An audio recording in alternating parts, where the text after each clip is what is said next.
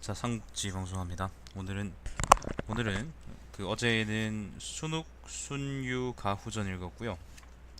오늘은 삼국지 위지의 원장, 양국, 전황, 병관전입니다. 근데 이게 뭐냐면은 사람들 성을 묶어놓은 건데 원환, 장범, 양무, 구견, 전주, 왕수, 병원, 관영의 열전이라는 의미입니다. 그러니까 하복 사람들 이야기인 것 같네요. 원소 휘하있던 사람들 이야기 같은데 자세하게는 잘 모르겠습니다. 읽어봐야 알겠죠. 자, 원환 이야기입니다. 원환은 자가 요경이고 진군 불악현 사람으로 붙인 원방은 한나라 사도를 지냈다. 요거 원소 친척인가 보네. 원방이 아닌가? 아무튼 진이라는 건 여기입니다. 요 지역을 진이라 그래요. 옛날 진나라가 있던 자리인데. 자, 당시 세도가의 자제들은 대부분 법도를 어겼으나 원화는 청렴단아하고 말이 없으며 행동할 때는 반드시 예법에 따랐다. 군에서 명령을 내려 원환을 공조로 삼으니 군 안의 간사한 관리들은 모두 스스로 사직하고 떠나버렸다. 후에 궁부에 불려가 높은 평가를 받으며 천거되어 시여사 벼슬을 받았다. 초현에 영벼슬을 제수받았으나 취임하지 않았다. 유비는 예주자사가 되자 원환을 무제로 추천했다. 그 후에 장강과 회화지대에서 환란을 피해 다니다가 원술에게 임용되었다. 원술은 매번 자문을 받으러 그를 방문했는데 원환이 항상 정론을 폈으므로 원술은 원환을 이길 수 없어 공경하며 감히 예의에 어긋나는 일이 없었다. 네, 여기에서 요 지역에서 원술을 만났습니다. 자, 오래지 않아 여포가 불응해서 원수를 공격하자 원환은 먼저 원수를 따라가려고 했으나 여포에게 억류되었다. 여포는 처음에는 유비와 친하게 지냈으나 나중에는 틈이 벌어졌다. 여포가 원환에게 유비를 꾸짖고 모욕하는 편지를 쓰게 하고자 했으나 원환은 응하지 않았다. 여포가 두세 차례 강요했으나 원한이 허락하지 않자 여포는 매우 빡쳐서 무기로 위협하며 말했다. 이 일을 하면 살려주고 하지 않으면 죽여버리겠다. 안철수인가요? 원한은 얼굴빛 하나 변하지 않고 웃으면서 그에게 말했다. 나 원한은 오직 덕망이 있는 사람만이 다른 사람에게 치욕을 줄 수 있다는 말은 들었지만 욕을 해서 치욕을 느끼게 한다는 것은 듣지 못했습니다. 만일 유비가 정말로 군자라면 또한 장군의 말에 치욕을 느끼지 않을 것이며 유비가 정령 소인이라고 해도 장차 장군의 생각에 대해 보복을 할 것이니 그렇게 되면 치욕은 이쪽에 있는 것이지 그쪽에 있는 것이 아닙니다. 하물며 나 원환이 다른 날 유비를 섬겼던 것은 마치 오늘 장군을 섬기는 것과 같은데 만일 내가 하루아침에 이곳을 떠나서 장군을 다시 욕하면 괜찮겠습니까? 여포는 이 말을 듣고 부끄러워 그만두었다. 여포가 주살된 후에 원환은 조조에게 돌아왔다. 원환이 진언했다. 무기란 상서롭지 못한 도구이므로 어쩔 수 없는 경우에만 사용해야 합니다. 조조한테 왔습니다. 이번에 전쟁하려면 도덕이 입각하고 정벌하려면 인의에 입각하며 아울러 그 백성을 어루만져주고 피해를 제거해주어야 합니다. 그렇기 때문에 그들과 함께 죽을 수 있고 그들과 함께 살 수 있는 것입니다. 큰 난리가 일어난 지 10여 년이 되었으니 백성들이 안정을 바라는 마음은 너무 나무 위에 거꾸로 매달려 있는 사람보다 더 심한 것입니다. 그런데도 사나운 동란이 가라앉지 않는 것은 무슨 이유겠습니까? 이 점을 생각해보면 정치가 그 도를 잃은 때문이 아니겠습니까? 제가 듣기로 훌륭한 군주는 세상을 구제하는 데 뛰어나므로 세상이 혼란하면 의로움으로써 구제하며 시대가 허위로 차 있으면 소박함으로써 달래줍니다. 그러나 세상이 다르고 사정이 변하여 나라를 다스리는 일에 법도와 다른 점이 있으니 살피지 않을 수 없습니다. 무릇 제도의 결손과 보충이 예나 지금이나 반드시 같아야 할 필요는 없습니다. 만일 천하를 모두 사랑하여 바른 길로 돌아가게 하려면 비록 무력으로서 동란을 평정하고 도덕으로서 그들을 구제한다고 할지라도 진실로 모든 군주가 쉽게 바꿀 수 없는 원칙입니다. 잠깐만요.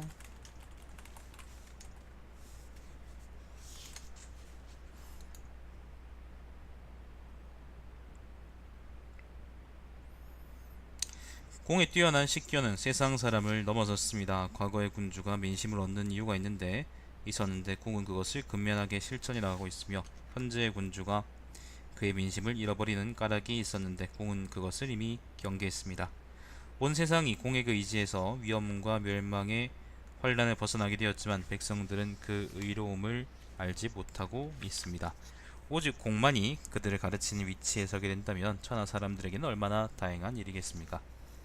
조조는 그의 건의를 깊이 받아들이고 그를 패군의 남부 도위에 임명했다.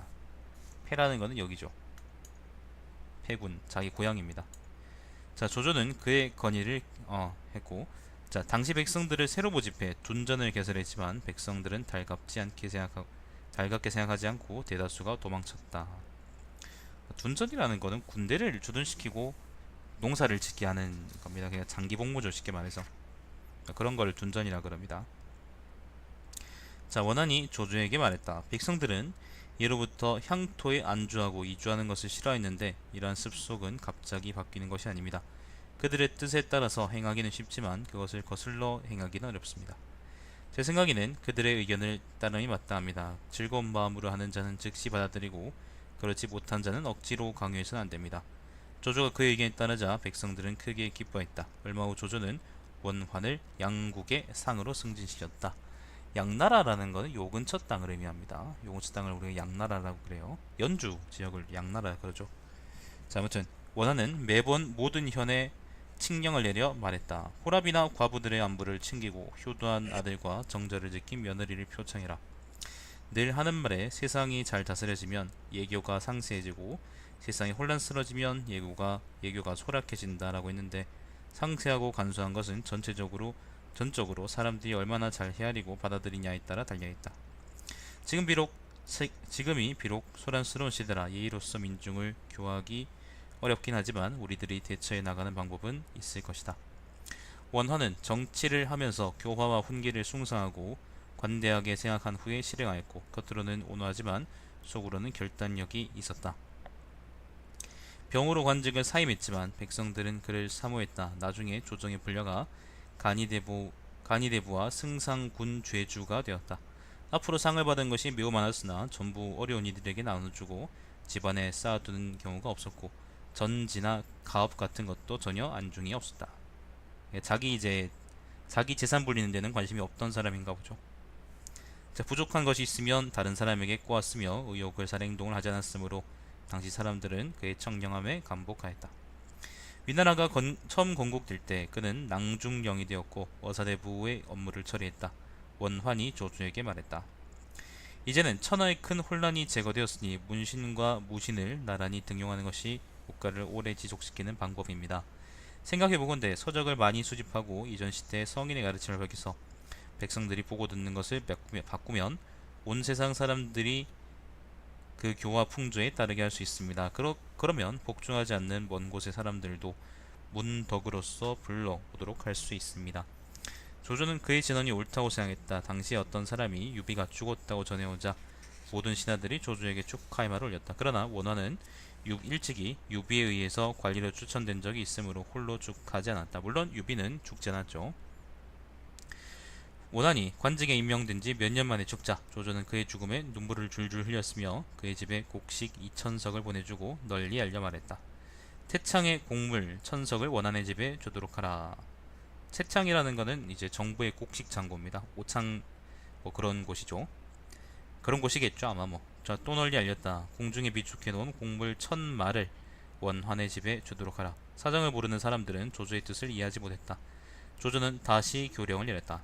내가 태창의 곡식을 사용한 것은 관청의 법이며 공중의 곡식을 이용한 것은 친구 간의 우정을 나타냅니다. 또 조조는 원환이 옛날에 여포의 명령을 거부했던 일을 듣고 사촌 동생 원민에게 물었다. 원환의 용감함과 비겁함은 어느 정도입니까? 원민이 대답했다. 원환의 외모는 온화하고 부드러우나 대의가 걸린 상황에 직면하거나 위난에 처했을 때는 맹분과 하육 같은 고대 용사들도 그보다 더 용감하지는 못할 것입니다. 원환의 아들 원간도 또 맑고 순수하며 조용하고 소박한 사람으로 아버지의 면모가 있었으며 군수와 상서를 역임했다. 이전에 원환의 사촌 동생 원패는 공정하고 삼가며 공적과 재능이 있었으므로 위나라 초기에 대사농이 되었고 같은 군의 하기와 나란히 당시의 명성을 알렸다. 그리고 원패의 아들 월량과 하기의 아들 하증은 원간과 더불어 모두 세상에 이름이 있었고 우위가 좋았다. 월량은 마음이 곧고 굳건하고 학식과 품행이 있었으며 하한과 등양 등의 인물됨을 싫어해 글을 지어 가혹하게 그들을 비난했다. 나도 하한과 등양 같은 놈들이 싫습니다, 여러분. 자, 관직은 하남윤과 상석까지 이르렀다. 원패의 동생 원휘는 평소 유학에 뛰어나다는 평가를 받았다. 그는 천하의 동란을 만나 교주로 피난하였고, 교주는 여기죠. 요 남쪽 지방을 교주라 그럽니다. 사도묘세를 받았지만 나가지는 않았다. 원휘의 동생 원민은 무예에 뛰어났고 수리시설을 그러니까 댐 같은 거 있잖아, 잘 다스려 관직이 하제알자에 이르렀다. 하제알자인가? 여기 이제 원환 이야기인데 둔전제를 정착시킨 사람이군요. 사실 삼국지 연의를 보면은 원환은 내가 들어본 적이 없고, 그 한호라는 사람이 둔전제를 해보면 어떻겠냐 그렇게 해서 거창에서 둔전제를 하는 걸로 나오는데, 근데 정사에서는 이제 원환이라는 사람이 둔전제를 정착시킨 사람이라고 나오네요. 굉장히 강직하고 그리고 정론을 펴는 사람인 것 같습니다. 자, 그 다음엔 장범 이야기입니다.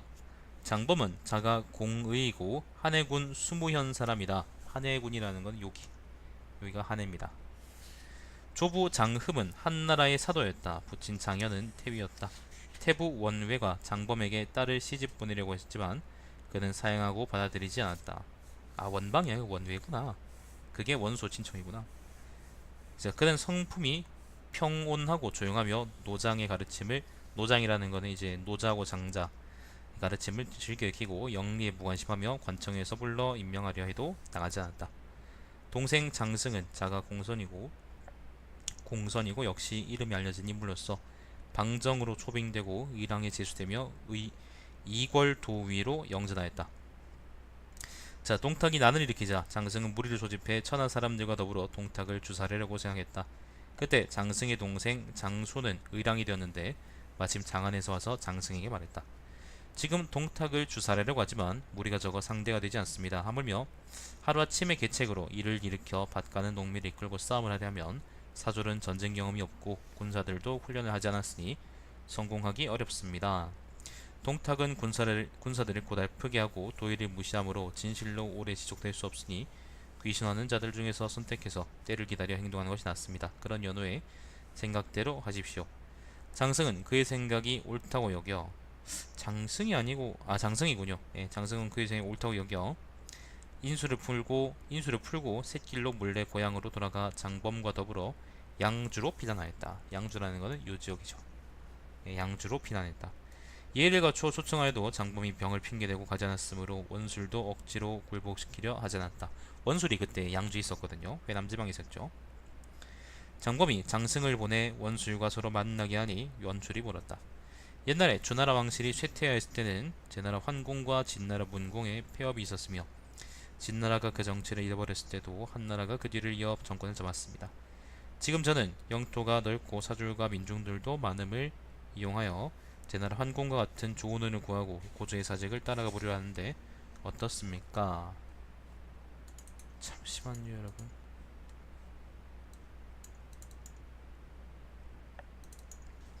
잠깐만요.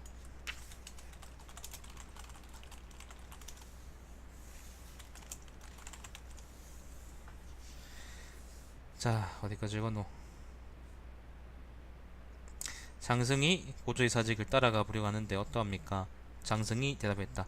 이 일은 백성들에게 인덕을 행하는 데 달려있지 세력의 강대함에 달려있지 않습니다. 대체로 인덕을 이용해 천하 사람들의 바람을 함께하면 비록 필부의 자질로부터 출발한다고 하더라도 패왕의 위협을 이루기는 어렵지 않습니다. 만일 분이 넘치게 제왕을 흉내내면서 시세를 거역해 어지러운 때를 이용해 행동하면 결과적으로 백성들에게 버림받게 될 뿐인데 누가 등이 그것을 일으키겠습니까? 원술은 듣고서도 마음이 내키지 않았다. 이때 조조가 기주를 정벌하려 하자 원술이 다시 장승에게 물었다. 지금 조조가 피폐한 병졸 수천으로 10만이나 되는 대군을 상대하고자 하는데 스스로 힘을 헤아리지 못하는 것 같습니다. 그대는 어떻게 생각합니까? 장승이 말했다. 비록 한왕조의 덕이 쇠퇴해가고 있다고 하지만 천명은 오히려 바뀌지 않았습니다. 지금 조조는 천자를 끼고 천하의 호령함으로 백만 대군이라도 대적할 수 있습니다. 원술은 안색을 바꾸며 불쾌한 표정을 지었고 장승은 곧 그를 떠났다. 조조는 기주를 평정하고 나서 자신을 보내 장범을 영접했다. 장범은 병 때문에 팽성에 남아 머물고 장승을 보내 조조를 만나겠다. 조조는 상주하며 장범을 간이대부로 삼겠다. 자, 조조한테 왔습니다. 이번엔 아마 그 관도대전 직후르겠죠, 그죠? 직후를 의미하는 거겠죠. 장범의 아들 장릉과 장승의 아들 장전이 선동의 도적들에게 붙잡혔다. 장범이 직접 도적을 만나 자식들을 청하니 도적은 장릉을 장범에게 돌려보냈다. 장범은 감사하며 말했다. 여러분이 나에게 아들을 돌려보내준 것은 두터운 정의인 것입니다. 대체로 사람의 마음이란 비록 그 자식을 사랑하지만 나는 장전이 나이가 어리다는 것을 애석하게 여깁니다. 청컨대 장릉을 장전과 교환해 주십시오. 도적들은 장범의 말에 의로움을 느껴 두 사람을 장범에게 돌려보냈다. 조조가 형주에서 돌아온 후에 장범은 진군에서, 자, 조조가 형주에서 깨지고 왔나 봅니다. 그러니까 적벽에서 지고 온 거죠.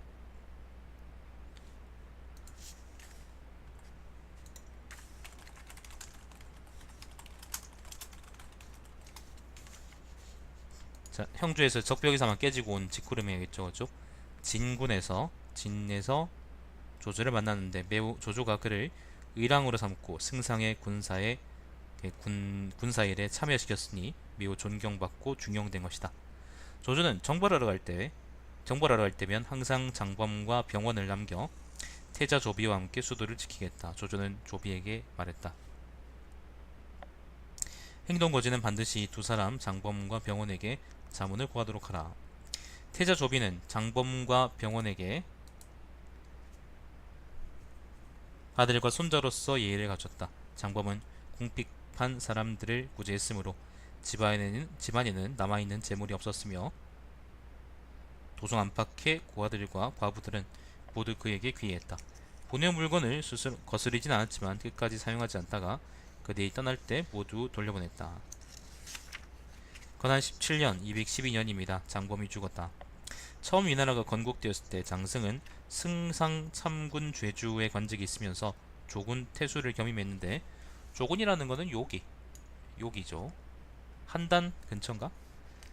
자, 정치와 교화가 크게 이뤄졌다. 조조는 서쪽을 정벌하려 하면서, 서쪽은 아마 마초 얘기하겠죠. 관중하고 이제 파촉 이야기겠죠. 서쪽을 정벌하려 하면서 장승을 불러 참군사로 삼았다. 장승은 장안에 도착해 병으로 세상을 떠났다. 지금 보니까 내가 처음에는 이제 화북 사람들 이야기인가 싶었는데, 뭐 국연 전주 그런 사람들이 나오길래 왕수도 있고 화북 사람인가 싶었는데 실제로는 조조를 도왔던 사람들 이야기인 거네요. 특별하게 이제 화북에 구애받진 않고 그런 사람들 이야기네요. 자, 조조를 도왔던 사람들인데 외부에서 이제 조조를 초기부터 따른 사람들은 아니고 외부에서 영입되어 와가지고 그거 한 사람들, 그 영입되어가지고 스카웃 되어가지고 이제 명망이 있던 사람들을 주로 여기 적어놓은 것 같습니다. 보니까 그런 것 같아요. 잠시만요.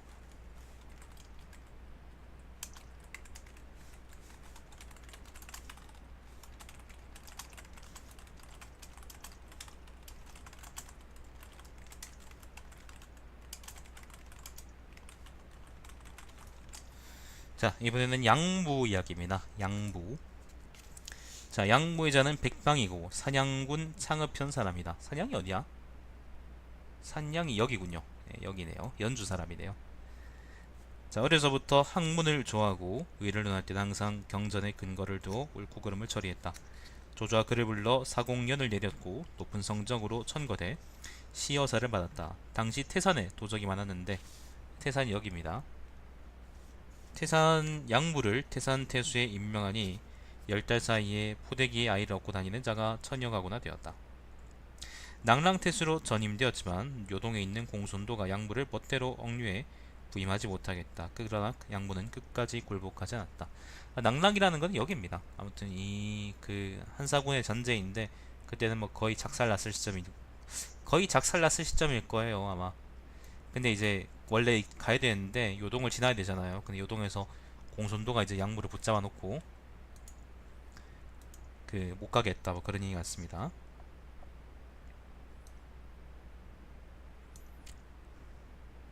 자, 그러나 양무는 끝까지 굴복하지 않았다. 공손도가 양무와 여러 장수들에게 말했다. 여러분 잠시만요.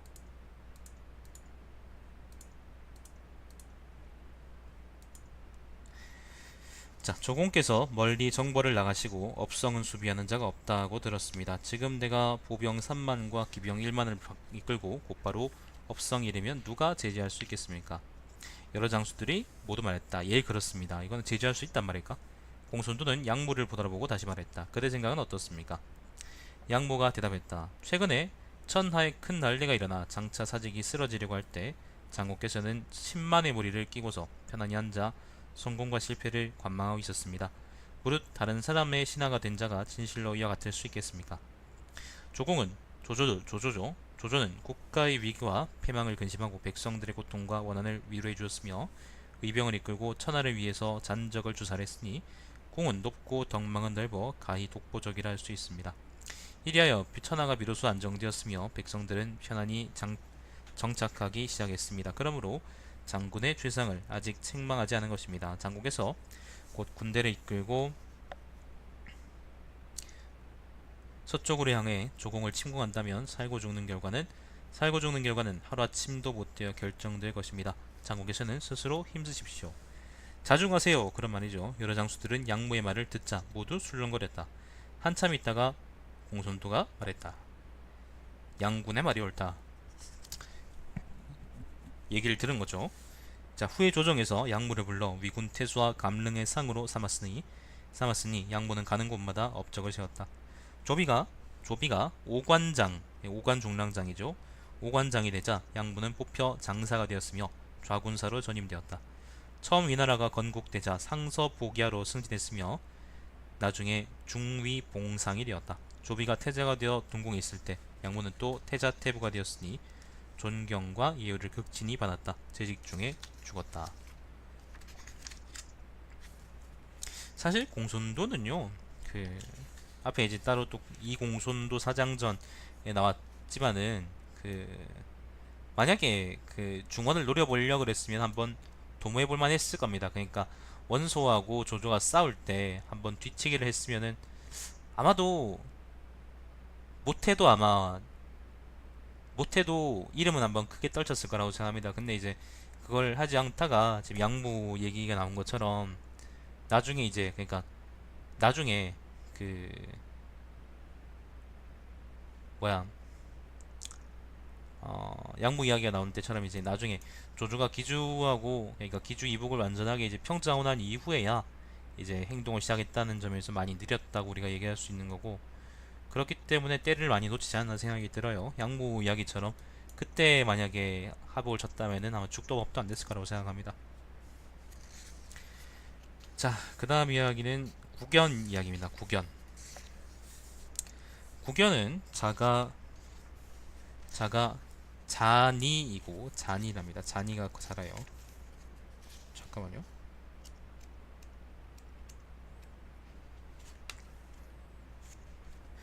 구견은 자가 잔이이고 나간국 계현 사람이며 정현을 스승으로 섬기며 가르침을 받았다. 정현은 이제 유명한 학자입니다. 나간이 어디죠? 나간군 계현이라 그러는데 나간이 어딘지 모르겠네. 잠깐만요.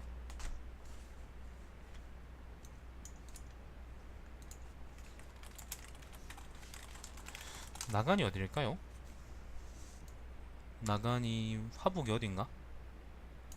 이게 낭릉이고 여기 나간이네. 여기가 나간이네. 청주네요. 청주. 산동지방이네. 자, 아무튼 여기 사람이랍니다. 나중에 병원, 관영 등과 더불어 요동에서 동란을 피했다.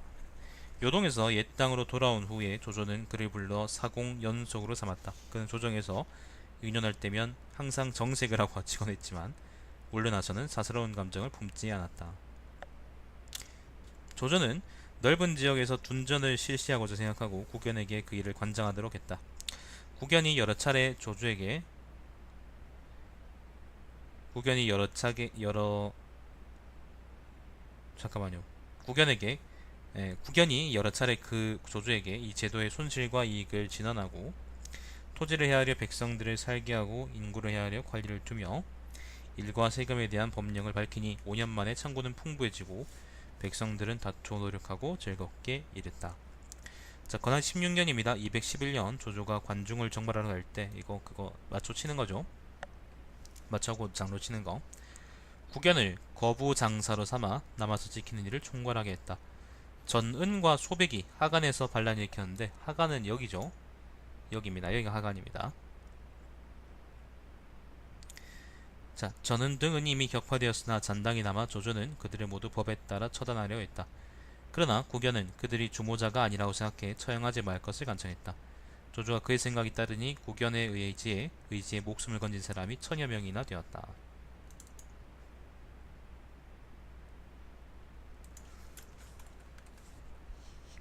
적군을 쳐부순 공식 문서에는 하나를 열로 계산하는 구습이 있었으나 국연은 싸움터에서 배워 노획한 적군의 목을 상주할 때 실제 숫자와 같게 했다. 조조가 그 까닭을 묻자 국연은 말했다. 그러니까 이게 무슨 말이냐면은 한 명을 베면은 이제 10명 죽였다. 아니면은 한 500명을 죽이잖아요. 그럼 5000명을 이겼다. 그런 식으로 이제 그 뻥튀기에서 이제 기록하는 습관이 있었다는 거예요. 관습이죠. 네, 판단님 안녕하세요.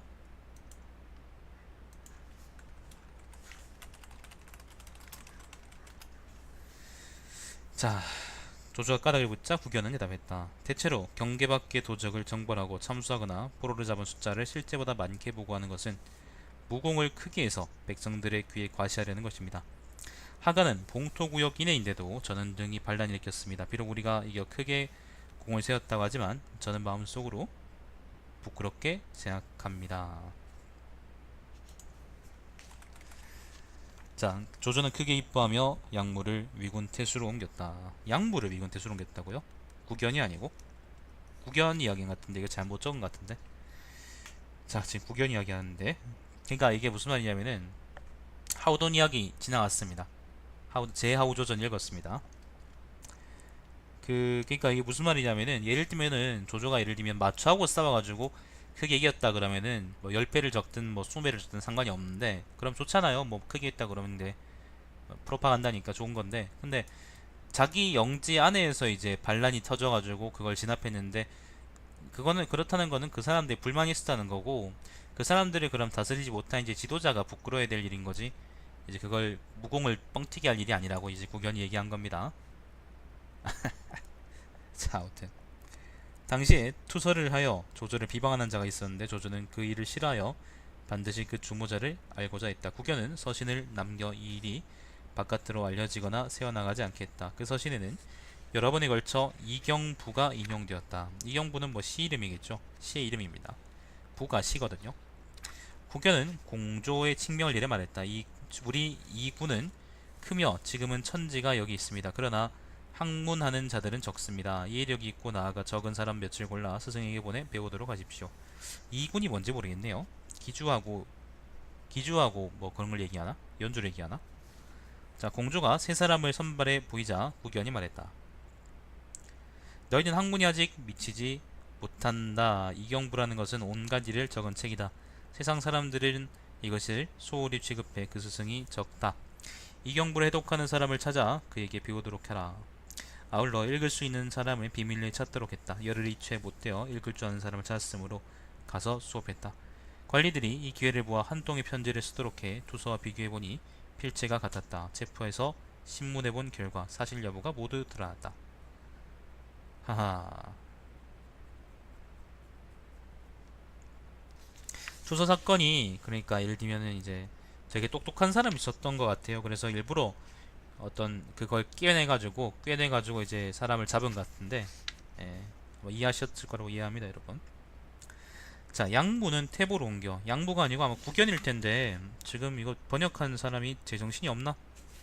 국견일 겁니다. 국견은 태복으로 옮겨 국영의 자리에 앉게 되었으나 보잘것없는 옷과 음식을 입고 먹었으며 복록과 하사품을 예친과 친족들에게 모두 나눠주었다. 공손하고 근검하게 스스로를 지키다가 재직 중에 죽었다. 양부를 되게 좋아하셨나 보네.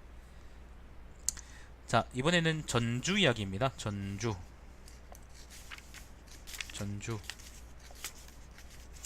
엄청 기네요. 자, 전주는 자가 자태이고 우북평군 무종현 사람이다. 우북평이 이 근처 어디입니다. 진짜 북평 오른쪽입니다. 자, 독서를 좋아하고 검술에 뛰어났다. 초평 원년 190년입니다. 의로운 군대가 일어나자 동탁은 헌재를 장안으로 옮기겠다. 유주목 유우가 탄식하며 말했다. 역적 같은 신하가 전두환이 난을 일으켜 조정은 유락하게 되고 온 세상이 놀랐는데 천한 사람 중에 굳은 의지를 가진 자가 없구나. 나는 한나라 왕실의 유로로서, 유로라는 거는 이제 원로 그런 말입니다. 스스로 다른 사람들과 함께 할 수 없구나. 지금 사실을 파견해 황제에 대한 신하의 절개를 보여주고자 하는데 어디서 명령을 욕되게 하지 않을 선비를 찾을 수 있을까? 모든 사람들의 의견이 일치하며 말했다. 전주가 비록 나이는 어리지만 대부분 그의 기특함을 말합니다. 당시 전주의 나이는 22이었다. 유우가 예의를 갖춰 전주를 초청해 만나고 매우 기뻐했으며 마침내 종사에 임명하고 그를 위해서 거기를 준비했다. 거기라는 거는 이제 말과 수리를 의미합니다. 그러니까 의전을 갖췄다 그런 말이에요. 떠나려고 할 때 전주는 유우에게 말했다. 지금 길은 험준하고 끊어졌고 도적들은 종행으로 출몰하는데 만일 벼슬을 칭하여 명을 받들고 가면 여러 사람들에게 이름이 알려지게 됩니다. 원컨대 저는 사사롭게 가서 사명을 완수하길 바랄 뿐입니다. 유우는 그의 말을 따랐다. 전주는 집으로 돌아온 후에 그의 식객과 젊은 사람 중에서 용감한 자와 그를 우러러 사모해서 수행하기를 원하는 사람을 선발해 24필의 말에 나누어 태우고 모두 앞으로 나아가겠다. 유우는 몸소나와 송별연을 베풀어주고 그를 떠나보냈다. 길에 오른 후 전주는 즉시 길을 바꿔 직접 서관을 오르고 국경을 넘고 북산을 따라가다가 삭방으로 향했고 새길을 통해 나아가 마침내 장안에 도착해 헌제를 뵙고 사명을 다했다. 그러니까 여기서 요렇게 쭉 갔다 이런 말인 것 같습니다. 보통은 요렇게 그 중앙 그러니까 보통은 이제 기주하고 그 사례를 지나서 갈 텐데 이 사람은 지금 삭방을 지나갔다니까 이렇게 병주 쪽으로 쭉 뺑 돌아왔다 그런 얘기하는 거예요. 진짜 사사롭게 갔네요. 자, 헌제는 전주를 불러 기도 위에 제수했다. 전주는 천자가 수도를 떠나 낙양이죠. 낙양을 떠나 안정되지 못하므로 영예와 은총을 누릴 수 없다고 생각해 굳게 사용하고 받지 않았다. 조정에서는 그의 의로움을 높이 샀다. 삼부라는 거는 삼공의 역소를 삼부라 그럽니다. 태위, 사공, 그 다음에 사도 이렇게 삼공이죠.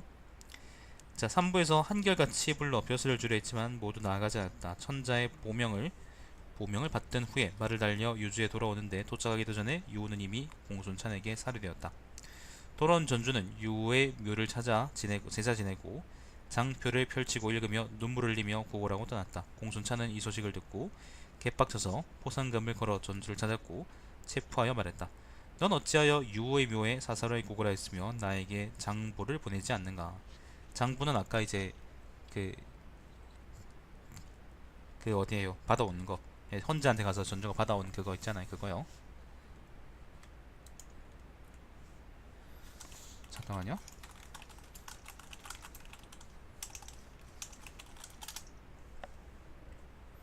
전주가 대답했다. 한나라 왕실이 쇠약해서 무너져 사람들은 저마다 다른 마음을 품고 있는데 오직 유우만은 충성과 절개를 잃지 않았습니다. 장부에서 한 말은 장군에 대해서 찬미한 것이 없으니 아마도 장군이 들어도 즐거워할 것이 없습니다. 그렇기 때문에 장군께 바치지 않았던 것입니다. 또한 장군이 바야흐로 큰일을 일으켜 하고자 하는 바를 구하려는데 이미 아무런 죄도 없는 유우를 죽였으며 또다시 정의를 지키려는 신하에게 보복하려고 하니 진실로 이런 일을 한다면 연나라와 조나라 인물들은 모두 동쪽 바다로 가서 죽음을 택할 것입니다. 어찌 차마 장군을 따르는 자가 있겠습니까? 연나라와 조나라는 이제 요지역을 의미합니다. 요지역을 의미하죠. 공순찬은 그의 답변이 용기 있다고 생각하고 풀어주고 조사를 하지 않았다. 그러나 그를 군영의 아래에 가둬놓고 그의 친구들을 오지 못하게 금하고 아무도 그와 통하지 못하겠다. 어떤 사람이 공순찬에게 말했다. 전주는 외로운 인물인데 당신은 예를 갖춰 대하기는커녕 오히려 또다시 그를 가두었으니 민심을 잃을까 두렵습니다. 공순찬은 즉시 전주를 석방하고 보내주었다. 전주는 북쪽으로 돌아간 후에 모든 종족과 그에게 의지해서 따라온 수백 명을 데리고 땅을 깨끗이 쓸고 맹세하며 말했다. 주군의 원수를 갚지 못하였으니 나는 세상에 서 있을 면목이 없다. 마침내 서무산의 깊고 험준한 산속으로 들어가 평탄하고 넓은 곳을 만들어 살 것을 정하고 몸소 밭을 갈며 부모를 봉양하였다. 백성들이 속속 그에게 귀의하니 몇 년 사이에 5천여 가구나 되었다. 전주는 장로들에게 말했다. 여러분은 나 전주를 부족한 사람이라고 생각하지 않고 먼 곳으로부터 와서 서로 의탁했습니다. 지금 인구가 많아 이미 도읍을 이뤘지만 서로 한 가지로 통일하지 못하고 있으니 장기간 안정된 방책이 없게 될까 걱정입니다. 원컨대 현명하고 능력 있는 사람을 추천해 우리 맹주를 싸웁시다. 모두 말했다. 좋습니다. 그리고는 공동으로 전주를 추천하였다. 전주가 말했다. 처음 우리가 이곳으로 온 것은 한순간의 안락을 위해서가 아닙니다. 우리들은 큰일을 도모하며 원한을 풀고 치욕을 시사해야 합니다. 우리의 뜻은 아직 얻지 못했는데 경박한 무리들이 서로 침범해 치욕스럽게 하고 한순간의 쾌락을 즐겨 깊이 도모하고 멀리 생각하는 일이 없게 될까 두렵습니다. 제게 어리석은 계책이 있어 원컨대 여러분과 함께 이것을 행하고자 하는데 할 수 있겠습니까? 모두 대답했다. 할 수 있습니다. 그래서 전주는 살인, 상해, 권리 침범, 절도, 분쟁에 대한 법령을 서로 약속하여 제정했다. 심하게 법령을 어긴 자는 사형에 처하게 하고 그 이하의 죄에 해당하는 것으로는 20개 항목이나 두었다. 20여 개 항목이요. 또 시집가고 장가가는 예의에 관한 것도 제정하고 학교를 세워 학문을 강의했으며 그들에게 널리 시행했다. 많은 사람들이 모두 이렇게 하는 것이 편리하다고 생각했으며 길에 떨어진 물건을 줍지 않을 예지경이었다. 북방지대는 마음을 합쳐 그의 권위와 신뢰에 복종했다. 오한족과 선비족은 모두 각기 통역과 사신을 보내 전주에게 선물을 주고 공물을 바쳤다. 전주는 모두 어루만지고 받았으며 그들로 하여금 변방을 침범하지 못하도록 했다. 원소는 몇 차례 사절을 파견해 초빙하고 명령하고 또 장군의 인을 주어 전주가 통솔하는 사람들을 거두려 했는데 전주가 전부 거부하고 받아들이지 않았다. 원소가 죽은 후 그의 아들 원상이 또 전주를 불렀으나 전주는 끝까지 가지 않았다. 전주는 항상 오한족이 과거에 그의 군에 있는 우북평이죠. 우북평군에 있는 고관을 다수 살해한 것을 원망해 오한족을 토벌하는 듯이 있었으나 자신의 역량만으로는 어쩔 수가 없었다. 잠깐만요.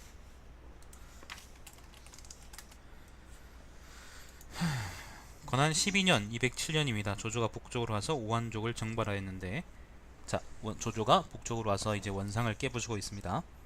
대군이 도착하기도 전에 먼저 관리를 보내 전주를 부르고 또 전이에게 조조의 뜻을 전하도록 했다. 전주는 그의 문하 사람들에게 급히 여장을 꾸리도록 했다. 문하 사람들이 그에게 물었다. 옛날 원공은 당신은 사모하여 예물과 명령을 5차례나 보내왔지만 당신은 도의를 견지하고 따르지 않았습니다. 지금 조조의 사자가 겨우 한 번 왔는데 당신은 오직 조조에게 미치지 못할 것만 걱정하고 있으니 이는 무엇 때문입니까? 전주는 웃으면서 그들에게 대답했다. 이는 그대들이 알지 못한 일입니다. 그리고는 사자를 따라가 조조의 군대 앞에 도착했다. 조조는 그를 사공 호조연으로 임명하고 친히 접견한 후 그에게 몇 가지 문제에 관해 물었다. 다음날 조조가 명령을 내려 말했다. 전자태, 그러니까 전주죠. 전주는 내가 부리는 관리가 되기에는 적당치 않은 사람이다. 즉시 그를 무죄로 천거하고 수현의 영에 임명했지만 바로 임지로 보내지 않고 군대를 잠시 무종에 머무르도록 했다. 당시는 마침 비가 내리는 여름이었는데 무종은 강가를 따라 낮은 곳에 위치하고 있었으므로 도로가 막혀 통하지 않았다. 게다가 적이 새끼를 차단하고 있었으므로 조조의 대군은 나갈 수가 없었다. 조조는 이것을 걱정했는데 전주에게 물으니 전주가 말했다. 무종이 우북평군입니다. 그러니까 요 근처 어디에요? 굉장히 변방입니다. 중국 입장에서는. 자, 전주가 말했다. 이 길은 매년 가을과 여름에는 항상 물이 가득합니다. 얕다고 해도 수레와 말이 통과하지 못하고 깊다고 해도 배가 운행할 수 없으니 오랫동안 어려움을 겪게 됩니다. 옛날 북평군에 군치는 평강이 있었고 길은 노룡에서 나와 유성에 이르렀습니다. 광부제 건무 연간 이래로 이 길이 무너져 내려 끊어진 지 200년이 되었는데 좁고 작은 지름길이 있어 통행할 수 있었습니다. 지금 적은 승상의 대군이 무종에서 나와 앞으로 나가지 못하면 물러날 것으로 생각하고 있기 때문에 느슨하게 아무런 준비도 하지 않고 있을 것입니다. 우리가 만일 군대를 조용하게 철수시키고 노룡 입구에서 100단의 험난함을 뛰어넘고 텅 빈 곳으로 나온다면 길은 가깝고 편리할 것이고 그들이 아무런 준비를 하고 있지 않을 때 갑자기 덮치면 답돈의 머리를 싸우지 않고 뜯을 수 있습니다. 지금 그러니까 그 요서에서 이제 뭔가 길이 막혀서 나가지 못하고 있는데 옛날 길을 통해서 우회해서 공격하세요라고 전주가 얘기한 겁니다. 조조가 말했다. 알겠습니다. 곧 군사들의 인솔에 돌아가며 몇 물 옆 길가에 세워져 있는 큰 나무에 이렇게 기록했다. 지금은 여름이라 길이 통하지 않으니 가을을 기다렸다 다시 진군할 것이다. 적군의 척후 기병은 그것을 보고 정말로 조조의 대군이 돌아갔다고 생각했다. 조조가 자신이 원래 갖고 있던 군사들을 전주에게 주어 인솔하게 하고 서무산으로 올라가 노령으로 나와 평강을 지나 백랑퇴 올라 유성으로부터 200여리까지 갔을 때 적은 비로소 깜짝 놀랐다. 선우는 그 스스로 진에 임했다. 조조는 대군을 인솔해 그와 접선해 버렸는데 목을 베거나 사로잡은 자가 매우 많았으며 또 도망가는 적을 추격해 유성까지 갔다. 조조의 군대는 군영으로 돌아온 후에 공을 논해 상을 주었는데 전주를 정후로 봉하고 시급을 500호나 주었다. 전주는 스스로 처음에는 공손찬에게 죄를 지어 고향에서 살기가 어려웠으므로 사람들의 인솔에 사무산 속으로 돌아났지만 뜻을 세우지 못하고 오히려 그것을 이용하게 되었으니 본래 뜻한 바가 아니라 생각하고 극구 사양했다. 조조는 그의 진심을 알고 허락하고 억지로 상을 받게 하지 않았다. 자, 요동에서 원상의 벌을 배워오자 조조는 명령을 내렸다. 3군 중에서 감히 그를 위해 곡하는 자가 있으면 참수하라. 참수할 것이다. 전주는 일찍이 원상의 부름을 받은 적이 있으므로 조조는 앞으로 나아가 원상을 조문하고 제사지냈는데 조조는 이 사실을 알고도 묻지 않았다. 전주는 그의 가족과 친족 300여 명을 업성에서 고자하도록 했다. 조조는 전주에게 수레 말 곡식 비달 내렸으나 전주는 전부 일가 친척과 옛 친구들에게 나누어 주었고 조조를 따라 형주를 정벌하고 돌아왔다. 전주가 이제 조조를 따라서 이제 형주까지 갔다 다시 돌아왔군요. 조조는 이 전주의 옛 공운이 특별하게 귀하다고 생각하고 이전에 전주가 사용한 것을 원망하며 말했다. 이것은 한 개인의 뜻을 완성하는 것이지만 옛날 나라의 왕법과 대제는 무시하는 것입니다. 그리고 또 이전의 작호로서 전주를 봉했다. 전주는 상서를 올려 자신의 사양이 진심임을 죽음으로써 맹세할 수 있다고 했다. 조조가 듣지 않고 그를 강제로 불러와 임명하려고 한 것이 4차례나 되었으나 전주는 끝내 받아들이지 않았다. 법을 집행하는 부세관리가 전주를 탄핵해 그는 본성이 교활하고 도를 어기며 작은 절개를 내세우니 응당 관직을 박탈하고 형벌로서 처벌해야 한다고 했다. 조조는 이 건의를 매우 신중하게 생각해 오랜 시간을 끌었다. 마지막으로 이 문제를 태자와 대신들에게 폭넓게 상의했는데 태자는 조비겠죠. 전주의 행위가 자문이 관직과 녹을 사용한 것이나 신포서가 포상을 피해 달하는 것 같으니 그의 생각은 존중하여 사사로운 뜻을 억지로 빼앗지 말아야 한다고 말했다. 신포서 이야기는 여러분 초세가나 사기의 손자 오기 열전이나 오자서 열전이나 그런 것들을 보세요. 상서령 순욱과 사례교의 종료 또한 전주 본인의 뜻대로 할 수 있어야 한다고 말했다. 조조는 조정 신하들의 생각을 듣고 전주를 제후로 봉하려 했다. 전주가 평소 하우돈과 친했으므로 완채장군 나왔습니다. 자, 하우돈과 친했으므로 조조는 하우돈에게 말했다.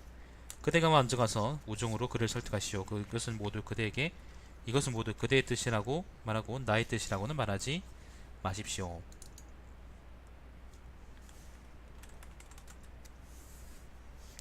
하우돈은 전주의 숙소로 와서 조조보다 먼저 권하는 것처럼 했다. 전주는 하우돈이 찾아온 뜻을 알고서는 그와 이야기하지 않았다.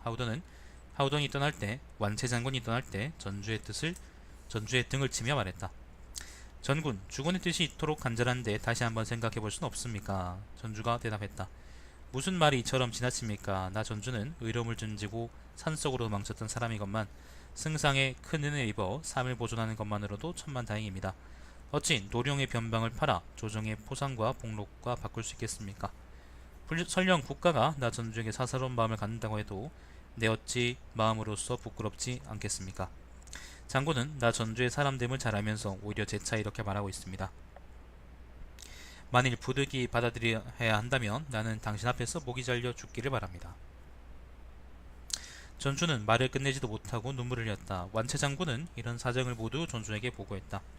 조조는 끝내 전주의 뜻을 굽힐 수 없음을 알고는 깊게 탄식하며 그를 의랑으로 임명했다. 전주는 나이 46에 죽었으며 아들 또한 일찍 죽었다. 조비가 즉위한 후 전주의 덕망과 의리가 매우 고상하다고 느끼고 전주의 종손인 전속을 관내후로 임명해 전주를 잇도록 했다. 종손이라는 것은 형이나 아우의 자식입니다. 손자입니다.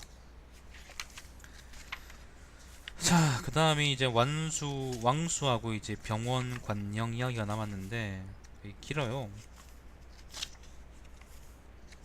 깁니다.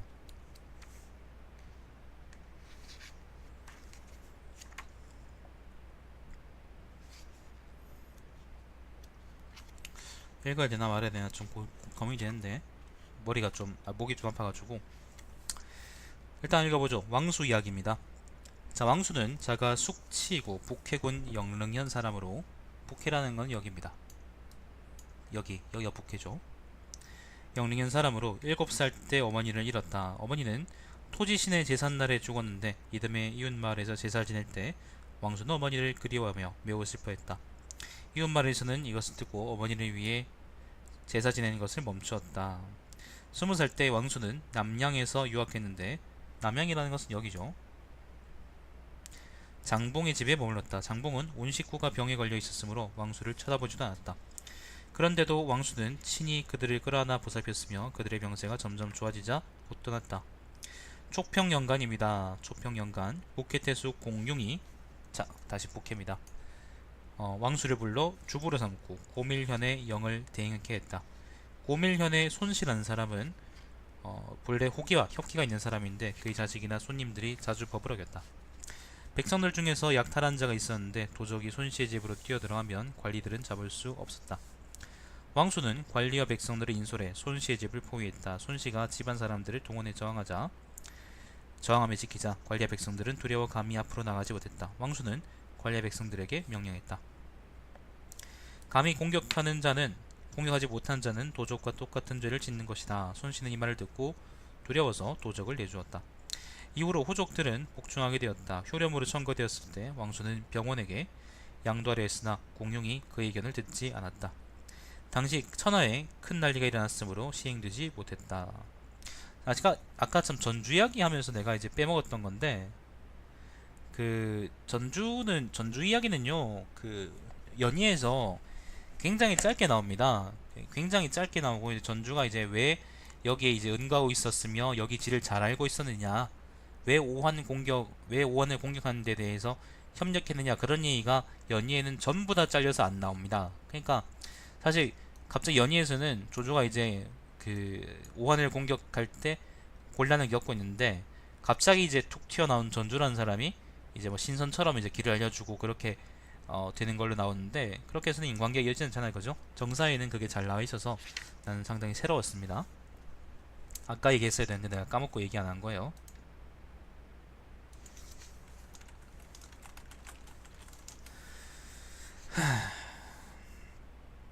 자, 오래지 않아 군에 반역을 하는 자가 있었다. 왕수는 공룡에게 어려움이 닥쳤음을 듣고 밤중에 공룡에게 달려갔다.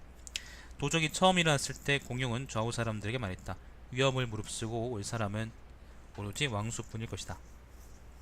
말이 끝나자마자 왕수가 도착했다. 공룡은 그를 공주로 임명했다. 당시 교동이라는 거는 이제 요지역 어디를 의미합니다. 교소 이렇게 얘기하죠. 자, 교동에는 도적이 많았으므로 왕수에게 명해 교동현의 영을 맡도록 했다. 교동 사람 공사로 일족은 그 의세가 대단하여 스스로 진영과 참호를 만들어 놓고 무역과 조세도 바치지 않았다. 왕수는 임지에 도착한 후 혼자서 기병 몇 명을 데리고 그 문으로 직접 들어가 공사로의 형제들을 죽였다. 공사씨는 경악해서 감히 경거망동하지 못했다. 왕수가 남은 사람들을 위로하니 이후로 도적들은 줄어들어 없어졌다.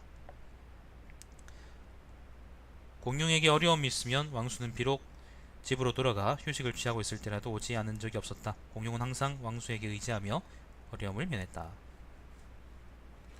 그렇다고 합니다. 잠깐만요.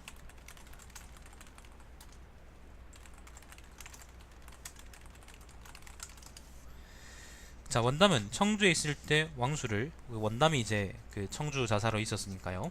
원소의 아들이죠.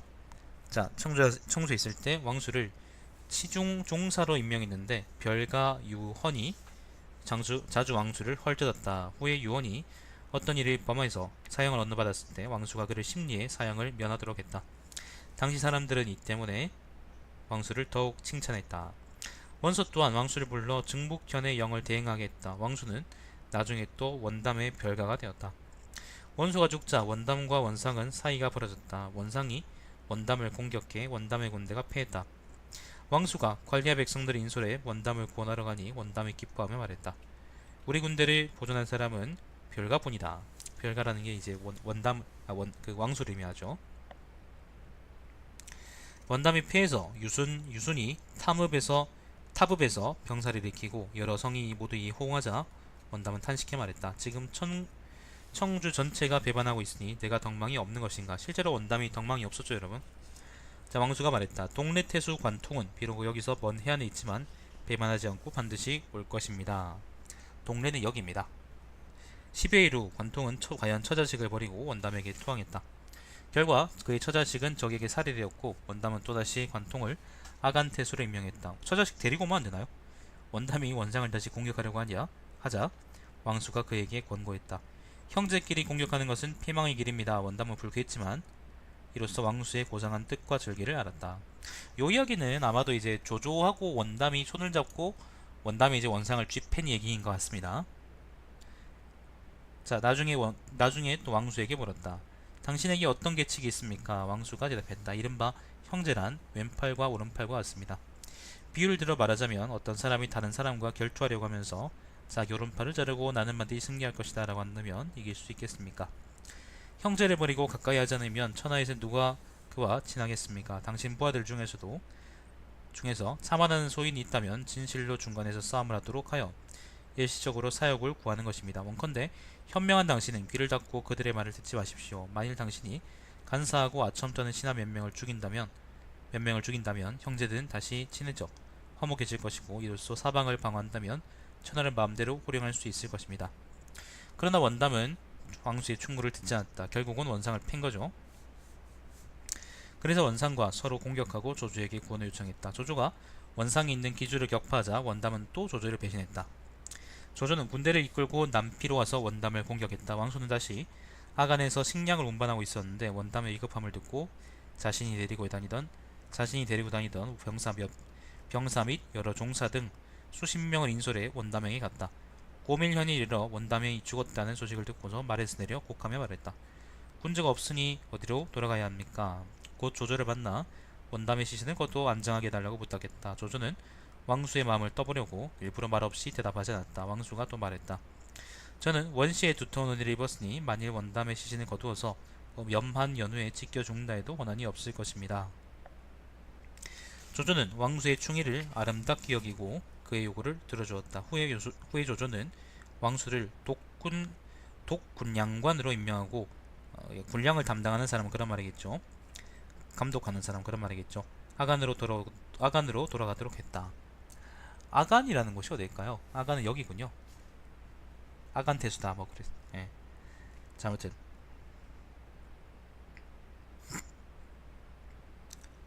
자, 원담이 격파되자 여성이 모두 항복했는데 오직 관통만이 아까 이제 동래태수 이제 관통이죠. 아간 태수로 다시 임명됐다 그랬는데 자, 관통만이 아간을 지키면서 명령을 따르지 않았다. 조조는 왕수에게 명해서 관통의 머리를 베도록 했다.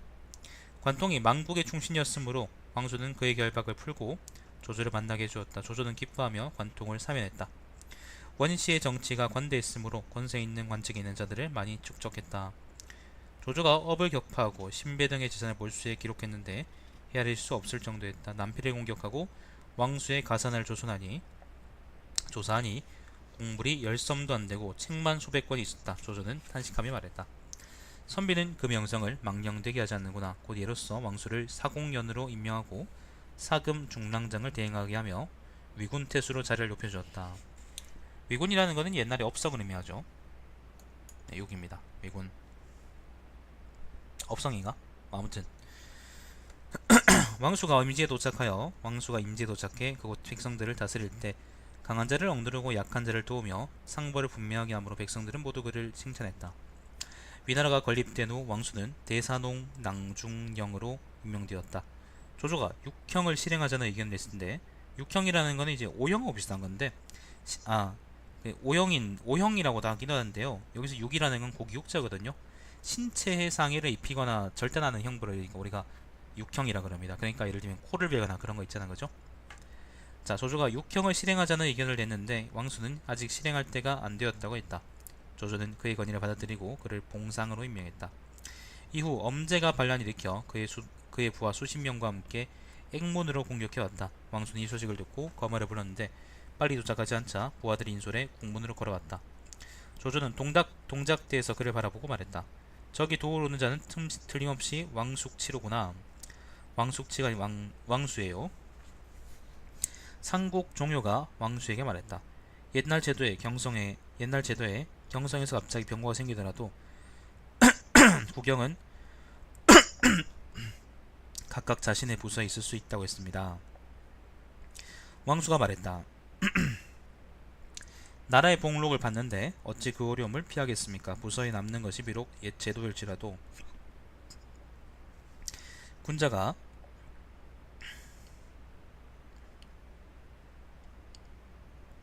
위기를 피하려는 교훈은 아닐 것입니다.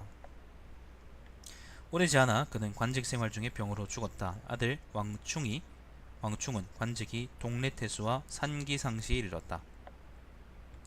당초 왕수는 약관의 나이였던 고유를 20살 때 알아보았으며 어린아이였던 왕기를 중요한 사람으로 취급했다. 결국 두 사람은 모두 높은 자리까지 올라갔다. 세상 사람들은 왕수의 해안을 칭찬했다. 까지가 왕수 이야기입니다.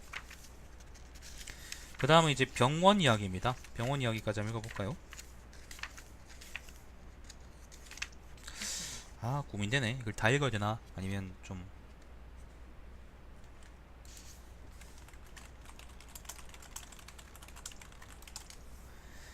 자, 병원은 사람 이름입니다. 여러분, 사람 이름. 병원은 자가 근구로 북해군 주허연 사람이다. 소년 시절 관영과 함께 고결한 품행으로 칭송받았는데 주부에서 여러 번 그를 불렀지만 나아가지 않았다. 황건적이 난리를 일으킨 후 병원은 가솔들을 인솔해 바다로 들어가 울주의 산속에 살았다. 울주가 될까요? 당시 공용은 북해국의 상이었는데 그는 병원을 천거해 유도로 추천했다. 병원은 황건적 세력이 커지려 하자 요동으로 피했는데 길은 같은 군의 유정과 병원은 모두 용기와 지략 그리고 영웅의 기기가 있었다. 요동태수 공손도가 유정을 두려워하고 미워해 그를 죽이려고 그의 가족들을 모두 체포했는데 유정이 홀로 탈출했다. 공손도는 여러 현에 통고했다. 감히 유정을 숨겨주는 자가 있으면 유정과 똑같은 죄로 다스리겠다. 유정은 궁지에 몰려 다급해지자 병원에 가서 투항했다. 병원은 유정을 한 달 남짓 숨겨주었는데 때마침 동네 태사자는 여러분 태사자가 그 사람인가? 내가 아는 그 태사자인가? 한자 같나? 잘 모르겠네요. 태사자도 여기 어디에요? 청주 출신이거든요. 그래서 그 사람이지 싶은데 확신이 잘 들지 않습니다. 자, 아무튼 마침 당시에 이제 동네 태사자가 고향으로 돌아가려고 했으므로 병원은 이 기회에 유정을 그에게 부탁했다. 일을 마친 후 병원은 공손도를 찾아가 말했다. 장군께서 전날 유정을 죽이려 한 것은 그가 장군에게 해가 된다고 생각했기 때문입니다. 지금 유정은 이미 떠났으니 당신의 해로움이 제거된 것이 아니겠습니까? 공손도는 말했다. 그렇습니다. 병원은 다시 말했다. 당신이 유정을 두려워한 것은 그가 지략이 풍부했기 때문입니다. 지금 유정은 이미 면직되어 장차 지혜를 쓸 수 없게 되었는데 어찌해서 유정의 가족들을 붙들어 놓고 있습니까? 저는 그들을 사면하는 것이 더 낫다고 생각합니다. 다시는 유정과 원한을 쌓지 마십시오. 공손도는 곧 유정의 식구들을 풀어주었다. 병원은 또 유정의 가족들에게 여비를 보내 모두 고향으로 돌아가도록 했다. 병원이 요동이 있을 때 1년 동안 병원이 사는 곳에 몸을 의탁하는 사람이 수백 가구나 되었고 유학하는 선비와 글을 읽는 소리가 끊이지 않았다. 후에 고향으로 돌아왔을 때 조조는 그를 사공년으로 임명했다. 병원은 일찍 딸이 죽었고 그때 조조도 사랑하는 아들 창서가 죽었으므로 조조가 두 사람을 합장하려고 하니 병원이 사양하며 말했다. 합장은 예법에 맞지 않습니다. 제가 명공에게 받아들여지고 명공께서 저를 대접하는 까닭은 우리 모두가 성현의 가르침을 지키고 바꾸지 않았기 때문입니다. 만일 제가 지금 명공의 명령을 따른다면 이것을 범부들이나 하는 짓이 되는데 공께서 어떻게 그렇게 생각하십니까?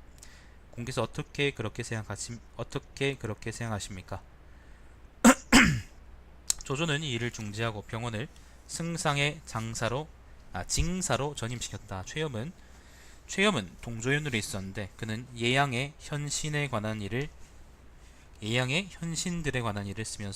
글을 쓰면서 말했다. 예양이 뭘까요? 예양이라는 게 아마 그 그러니까 예의와 이제 겸양의 현명한 신하들이라는 의미에서 예양의 현신들을 쓴 것 같은데 표현이 좀 어렵네. 자, 징사, 병원, 의랑, 장범은 모두 인덕을 갖추고 있고 선량하고 순수하며 뜻과 행동이 충직하게 방장하고 성정이 맑고 고야하여 풍속을 격리하기에 충분하고 인품과 격식이 곧고 바람으로 이를 충분히 처리할 수 있습니다. 이 두 사람은 이른바 용한봉익 왕자의 상입니다. 왕자의 상, 왕의 상이다 그런 말입니다. 자, 용한봉익이니 모두 국가의 중요한 보물입니다. 그들을 천거에 중히 사용하면 어질지 못한 신하들이 멀어질 것입니다. 병원은 약물을 대신해 오관장장사가 되었을 때 항상 문을 닫다 자신을 지키고 공적인 업무가 아니면 나가지 않았다. 조조가 오나라를 정벌할 때 병원은 조조를 수행하다가 병으로 죽었다. 이후 대홍렬에 있던 거록의 장태와 하남윤으로 있던 부풍의 방적이 청빈함과 현명함으로 칭찬받았다.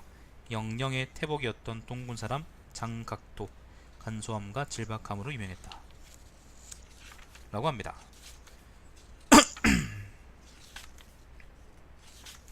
관영전. 그 다음은 관영 이야기인데 길어요.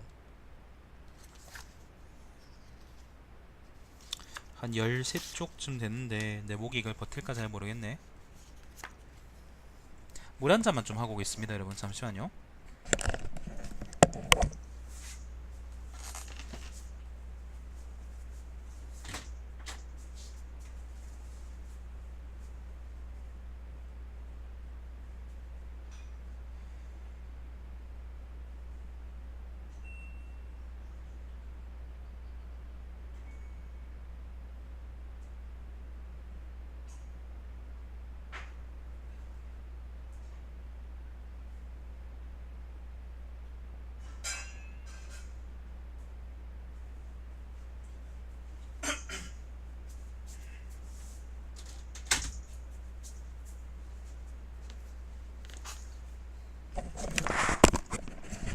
자, 마지막으로 관영 이야기를 봅시다. 관영의 자는 유한이고 북해군 주호연 사람이다. 북해니까 여기 사람입니다.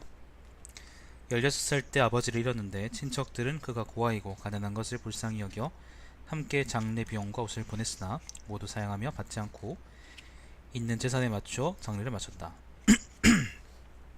그는 신장이 8척이고 용모가 수려했다. 평원현의 화흠 같은 현의 병원과 서로 우정을 나눴으며 함께 다른 본국으로 유학가서 진중궁을 존경해 잘 모셨다.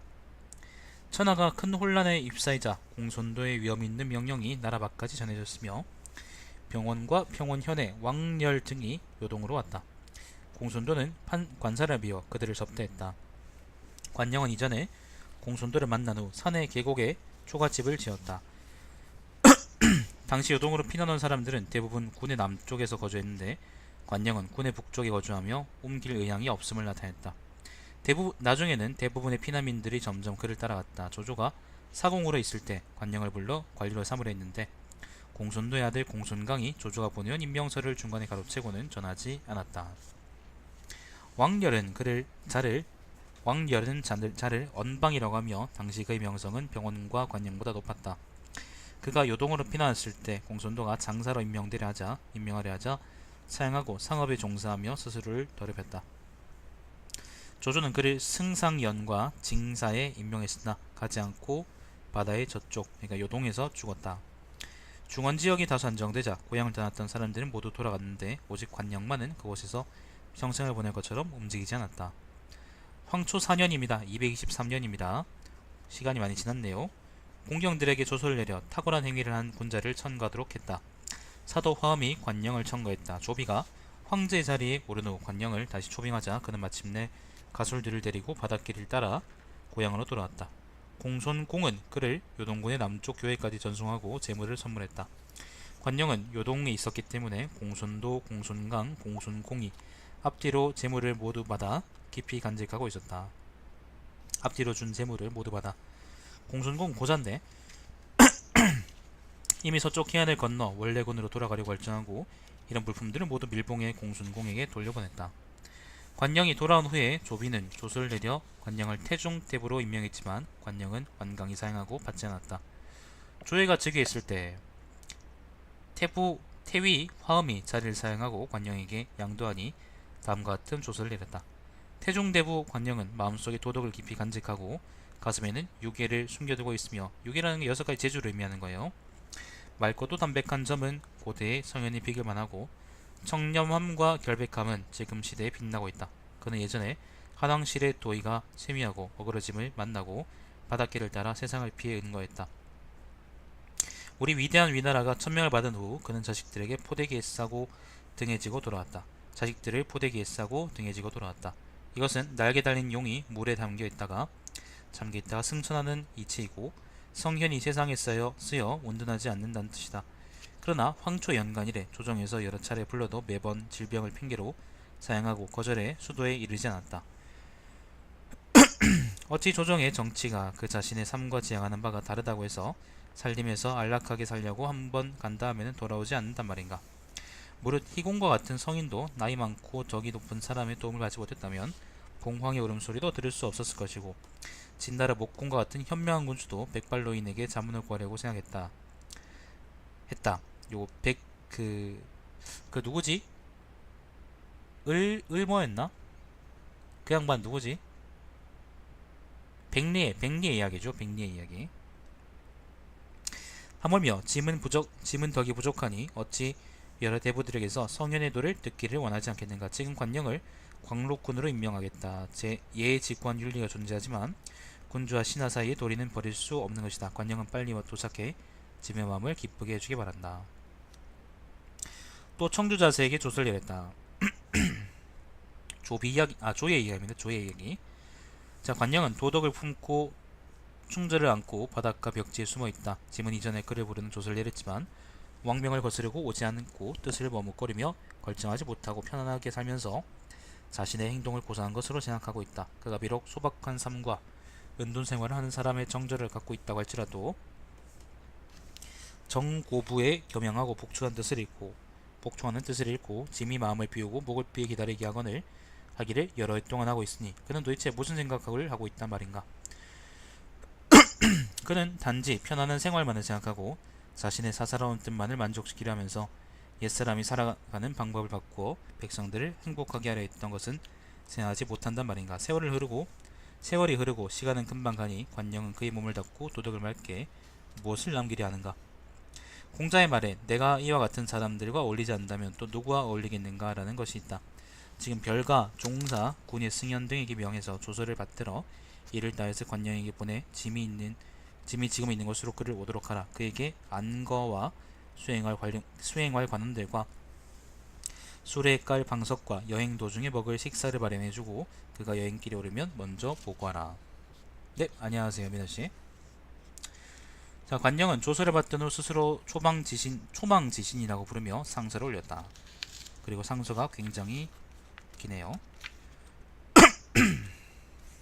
죄송합니다. 목이 아픕니다. 아니 뭐 전부 다 조서 이야기야.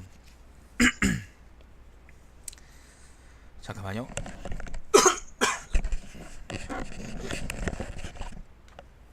자, 관영의 조서입니다. 이번엔 상서입니다. 신은 해안에 고독하고 미천한 사람으로서 농사일에도 힘쓰지 않고 선비의 대열에도 끼지 못하는데 목록과 운명이 너무 두텁습니다. 마침 폐하께서 대통을 계승하셨으니 조예를 의미합니다. 폐하의 성덕은 고대의 성스러운 청자인 삼황에 비견되고 교화는 순임금을 뛰어넘습니다. 신은 오랫동안 깊은 은혜를 입어 세가 쌓여 12년이나 되었는데 폐하의 은혜를 받고 자란 복을 갚을 수 없습니다. 지금 신은 중병이 들어 자리에 누워있으므로 과감히 행동할 수 없습니다. 달아나 거스른 신하로서 저리를 뒤바꿨으므로 아침부터 저녁까지가 두려워하며 스스로를 둘 곳이 없음을 깊이 느꼈습니다. 신은 태화원년 233년입니다. 11월에 공거사마의 영이 주군에게 하달되었고 8월 26일에는 미천한 신을 초빙하려는 폐하의 조서와 하사하신 안거, 의복과 방석 그리고 신을 보내기 위해 차려주신 온갖 예우를 받았습니다. 폐하께서 주신 영광과 은총이 저에게 이르렀습니다. 폐하께서 신을 우대하고 명이 여러 차례나 도달했으나 신은 두렵고 불안해하며 상심한 마음에 아무 생각도 없었습니다. 신은 스스로 마음을 진술해 폐하로 하여금 듣도록 하고 저의 어리석은 마음을 서술하려고 했습니다. 그러나 폐하의 명조는 매우 촉박해 신으로 하여금 점점 올릴 장표를 쓰지 못하게 했기 때문에 지체됨이 오늘까지 이르렀습니다. 당시 저는 폐하께서 저에게 하늘을 덮고 쌍을 살 만큼 땅을 실을 만큼 큰 은혜를 내리셨다고 생각했습니다. 생각지도 못하게 폐하께서는 또다시 성스러운 은혜를 주셨으니 지난번보다 훨씬 빛나는 것이었습니다. 신은 올해 2월에 폐하께서 태화 3년 12월 신유일에 내린 조서를 주군으로부터 받았습니다. 그 조서에서 다시 안거와 의복을 하사해 주시고 별가종사와 군의 공주를 예로서 사신을 보내셨으며 특별히 옥새가 찍힌 조서를 주어 신을 광록군으로 임명했습니다. 또 조서에서는 친히 겸허하신 태도로 주공과 진나라 목공을 비유로 들어 군주께서 낮추시고 신을 높여주셨습니다. 조서를 받은 그날 신은 혼비백산하여 몸을 던져 죽을 것을 찾지도 못했습니다. 신이 다시 그 스스로를 반성하고 살펴보니 신의 덕은 동원공과 길이기에 비교되지 못하지만 폐하께서 안거를 받는 영광을 받았고 두용 같은 공은 없지만 옥새가 찍힌 조서로서 관직을 봉하는 은총을 입었습니다. 신은 작은 기둥처럼 보잘것없는 사람인데 대들보 같은 중임을 맡겨주셨고 죽음의 드려진 목숨이 국경의 높은 지위를 얻었으니 신이 주박처럼 요사스러움을 고취시키는 죄가 있을까 두렵습니다. 또 신은 나이가 들어 나날이 질병이 심해져서 이런 것은 모두 덜함이 없고 나아짐이 없으니 술에 의지해서 경성으로 나아가 폐하께서 저에게 맡겨주신 중대한 책임을 질 수 없었던 것입니다. 신은 국문을 바라보고 흠모하고 공정의 마음을 두고 배회하며 글을 올려 신의 심정을 서술해 폐하께서 가볍게 보살펴 주시기를 간청했습니다. 폐하께서는 임용의 은총을 거두시고 신이 살림으로 돌아가 쉬도록 해주시기를 바랍니다.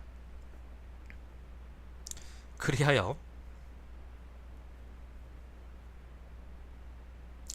늙은 신하의 유골이 큰 길가에 버려지는 일이 없도록 해주시기를 간청합니다. 자, 황초영간부터 청룡영간까지 관령을 부르는 소명이 몇 차례나 내려왔다. 항상 8월이 되면 쇠고기와 술을 하사했다. 청주자사 정희에게 하문하는 조조가 내려왔다. 죄송합니다. 관령이 절개를 지키면서 고결하게 살아가고 있는지 아니면 늙고 병들어 쇠약해지는지를 가서 살펴보라. 정희가 글을 올려 말했다. 관령의 친족이 되는 관공이 주의 관리로 있는데 관령과 이웃에 살고 있으므로 항상 글을 보내 관령에 관한 소식을 파악하고 있습니다. 관공이 말하기를 관령은 항상 검은색 모자를 쓰고 거친 배로 만든 속옷과 바지를 입고 겉옷을 입는데 이때 때에 따라 흑겹 또는 두겹으로 된 것을 입으며 대문에 나설 때에는 스스로 지팡이를 잡으므로 다른 사람이 부축할 필요가 없고 솜으로 된 두건을 쓰고 요동이 왔을 때부터 가지고 있던 사계절의 제사가 있을 때마다 스스로 힘을 다하려고 힘쓰며 의복을 갈아입고 솜으로 된 두건을 쓰고 요동이 있을 때부터 가지고 있던 흰배로 만든 겉옷을 입으며 친히 제사 음식을 받들어 모시고 고개를 떨어뜨리고 무릎을 꿇고는 제사일을 다합니다. 관령은 젊어서 어머니를 여의어 어머니의 모습을 모르므로 제사 지낼 때는 언제나 특별하게 술잔을 붓는 것을 여러 번 더하고 눈물을 줄줄 흘립니다. 또 그의 집에 냇물에서 떨어져 있으므로 여름에 항상 물가로 가서 수족을 씻고 채마밭을 돌보기도 합니다. 라고 했습니다. 신은 관령이 앞뒤로 사용한 뜻을 살펴보았는데 그는 혼자서 은밀한 환경에서 자라서 관직에서는 익숙하지 않은 데다가 나이가 많고 지력이 쇠하였으므로 관리가 되기에 마땅하지 않다고 생각합니다. 때문에 느긋하게 미루고 항상 겸양하며 보살을 한 것입니다. 이는 관령이 자신의 반년의 심지와 행위를 보존하려 한 것이지 고상한 만을 지키려고 한 것이 아닙니다. 자, 정시 2년입니다. 241년 태복 도구일 영령궁의 위위로 있는 맹관 시중 소농 중서시랑 왕기는 관령을 추천하며 서술했다.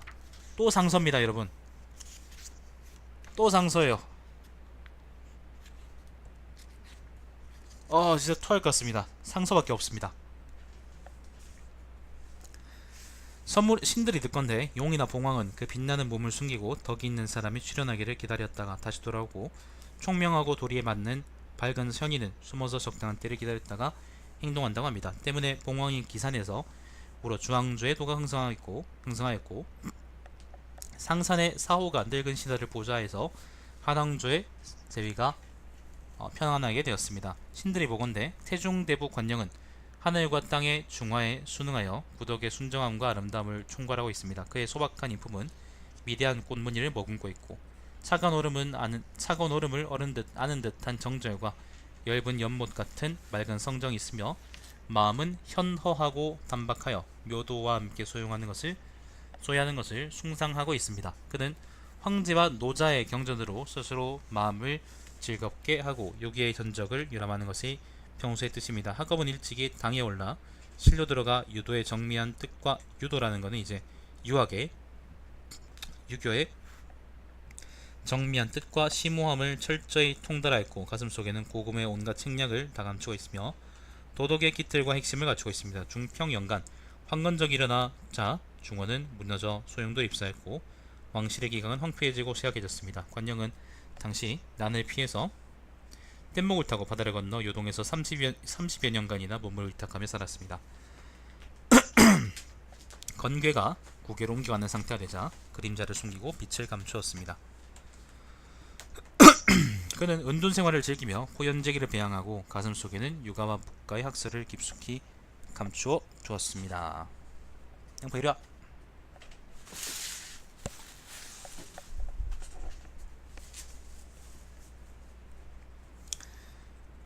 어디까지 읽었노? 그에게 스며든 교화가 겉으로 흘러들어 풍속이 다른 곳까지 드러났습니다. 황초 4년 223년입니다. 고조 문왕제께서는 여러 신하들에게 자문을 구하여 제야에 있는 재덕을 갖춘 인물을 구하려고 하셨습니다. 그러므로 사도 화엄은 관령을 천거해 왕이 선발하는 대응하게 하려고 공거를 보내 특별하게 초빙해 먼 변방의 바닷가로부터 날개를 떨쳐 먼 곳으로부터 날아 들어오도록 했습니다. 이 얘기는 아까 제가 짜장님에 읽었던 그 상서죠. 조서죠. 자, 가는 도중에 애군을 만나 병에 걸림으로써 조정에 들어올 수 없게 되자 그를 태중대부로 임명했던 것입니다. 열조 명황제께서는 그의 도덕을 가리고 찬미에 또다시 광록군으로 임명했습니다마는 관령은 중병으로 자리에 누워있었으므로 길로 나갈 수 없었습니다. 지금 관령은 지병이 이미 나았으며 나이는 8이지만 정신만은 쇠약하거나 피곤함을 느끼는 법이 없습니다. 그는 담둘 내 살인문을 달고 공벽한 시골에서 편안히 쉬며 죽을 먹어 입에 풀칠하고 이틀치 양측을 하루에 먹고 온종일 시경과 서경을 읊으며 제 즐거움을 바꾸지 않았습니다. 그는 비록 공공하지만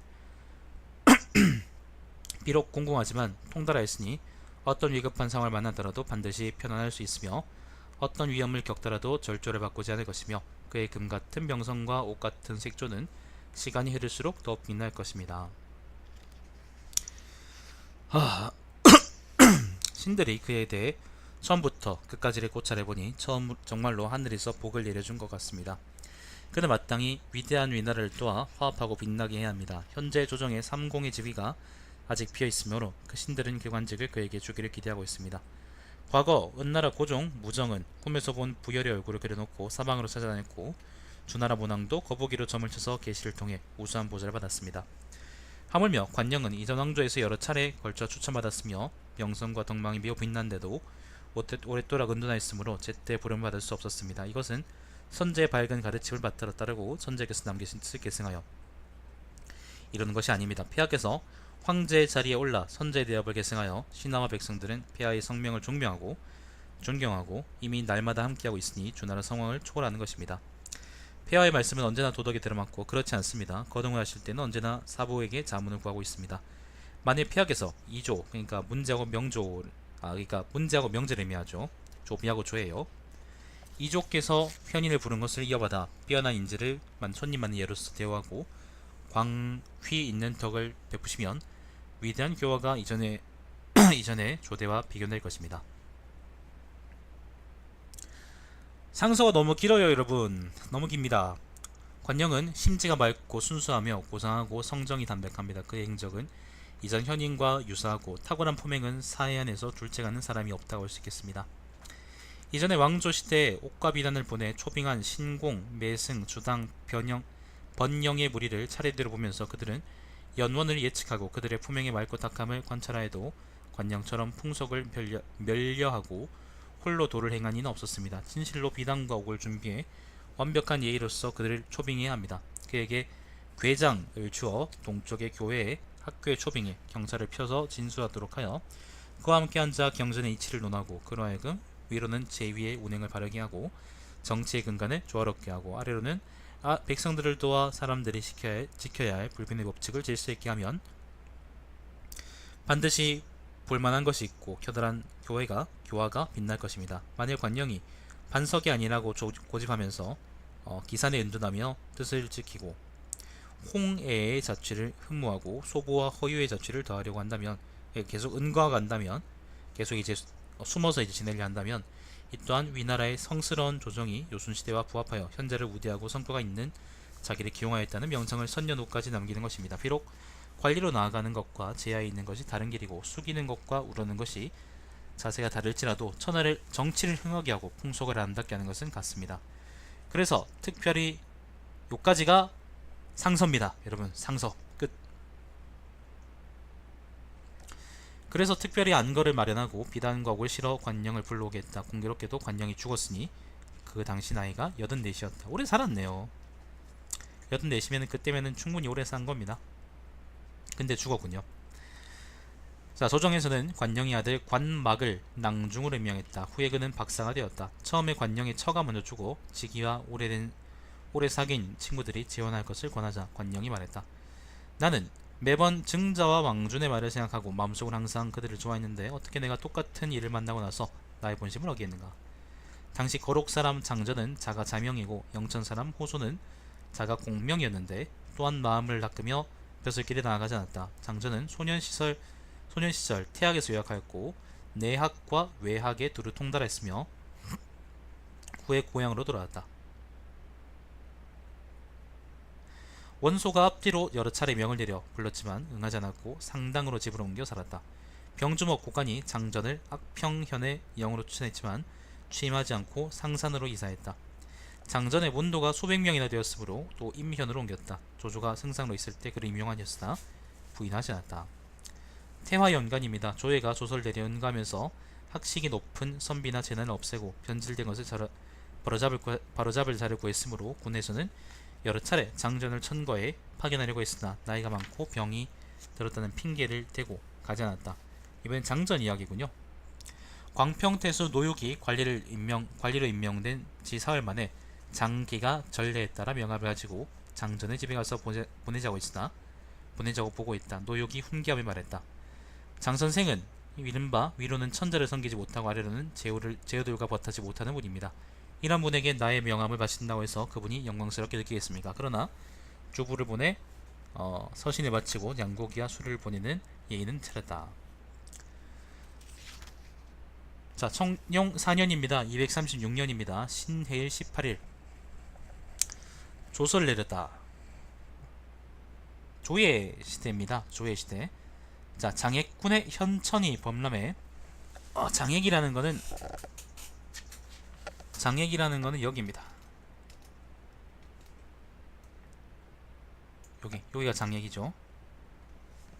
자, 장액군의 현천이 범람해 거센 물결이 치자 위에 그림이 그려진 보석이 나타나는데 그 영상은 신령스러운 거북과 유사하고 물 서쪽에 머물러 있었으며 반석처럼 무뚝 솟아있고 푸르스름한 바탕에 흰색 무늬가 있다. 기린봉황 용말은 각각 형체를 이루어 빛을 발해 문자가 천명을 구하는 것이 찬연히 빛났다. 태사령 고당룡이 말하기를 이것은 고대의 성제 그러니까 성스러운 제왕과 선황이 일찍 받지 못했던 신비로운 징조라고 할 수 있으며 진실로 우리 위나라의 상스러운 명인이 황궁의 동쪽 벽에 넣어 대대로 이 복을 전해야 합니다 라고 했다. 이 일은 천하에 널리 퍼졌다. 임현의 영 우작이 몇 차례 예물을 들고 찾아가 장전에게 물으니 장전은 인밀히 우작에게 말했다. 무릇 신비로운 징조란 앞날을 미리 알아보는 것이지 이미 지난 일을 쫓아 기록하는 것이 아닙니다. 징조가 먼저 나타난 후에 흥하고 폐함이 뒤따르는 것입니다. 한나라 왕실은 이미 망한 지 오래되었고 위나라도 이미 천하를 얻었는데 무슨 이유로 위나라가 흥계할 징조를 나타내겠습니까? 이 돌은 응당 지금의 변이로서 장래에 대한 서단입니다. 그러니까 위나라가 망할 거다, 다른 나라가 흥할 거다라는 얘기다라는 말이죠. 자, 정시 원년 240년입니다. 오디세라는 거는 뭐 그냥 새 이름이겠죠. 오디세가 장전 집에 음습한 곳에 집을 지었다. 장전은 제자들에게 말했다. 무릇 오디세는 양조인데, 양조라는 건 이제 음습하지 않은, 그러니까 그 밝은 곳에 집을 짓는 그런 새라는 말이에요. 양조인데 음습한 곳에 집을 지으니 이는 흉한 화가 닥쳐올 징조이다. 고평릉? 곧 검은고를 타고 노래를 불러 시두편을 짓고는 열흘이 지나서 죽었으니 당시 105살이었다. 오래 살았네요.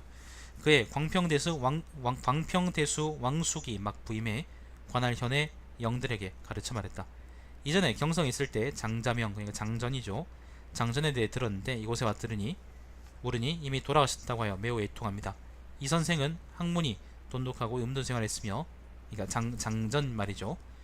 당시 사람들과 경제하지 않고 오직 덕망으로만 자신을 즐겁겠습니다. 옛날 강현 노인들은 진흙 속에서 몸을 굽혔으므로 조맹이 그를 중용해 제후 간의 관계가 화목해졌습니다. 나는 그가 100세 고령에도 그처럼 성실하게 배우고 도를 좋아하는데도 황가의 총애를 받지 못함을 안타깝게 생각합니다. 문서가 도착했다면 관리를 보내 그의 집을 위로하고 표창에 글을 써서 달아 특별한 관심을 보이도록 힘쓸 것이니 이로써 고인이 된 자를 위로하고 후세 사람들을 권면할 것입니다. 자, 호소는 애초에 기주로 피난 갔는데 사람 이름입니다. 역시 원소의 부름을 사양하고 고향으로 돌아왔다.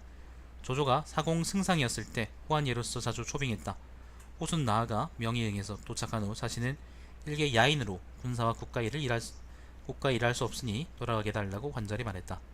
조조가 말했다. 사람에게는 각각의 생각이 있으므로 나와서 임용되는 것과 집에 있는 목적이 각기 다릅니다. 나는 그대가 끝까지 이 고왕 뜻을 지키고 저리를 억지로 굽히지 않도록 하겠습니다. 그래서 호소는 육혼산으로 옮겨 살면서 신이 밭을 가며 즐거워하고 경전과 서적을 읽었다. 말에서는 그를 존경하고 친애했다.